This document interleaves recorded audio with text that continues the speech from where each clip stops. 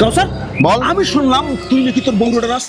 এই যে আমার তো লজ্জা লাগে, আমার বন্ধু হয়ে তুই বউরে ভয় পাবি, এটা কোনোদিনই সম্ভব না। তুই আমার মতো হবি, সবসময় বউরে শাসনের উপর রাখবি। কি রে আমি বুঝি না, তুই কেন রে তোর বউরে ভয় পাস? আমার মাথায় ধরে না। অপু থাম, তোর লেকচার বোধ দিস, সাফাবাজি বন্ধ কর। এই যে তুই যে ইদানিং যে আংটিগুলো দিছস, এগুলা কেন দিছস আমি জানি না। তোর যে এই আংটিগুলো দিস, ভাবি যে তোর রাত্রে মারে, আর তোর রাতে বাসন মাজা, তোর রাতে ভাবির বাসি কাপড় পর্যন্ত তোরা, আমি জানি না ভাবি কি মাইকটাছে তোরে, আমরা সবাই জানি। এগুলো আমার রাশি বাইরে না, এই জন্য আমি এগুলো দিছি। তুই তুই তুই কি মনে করস?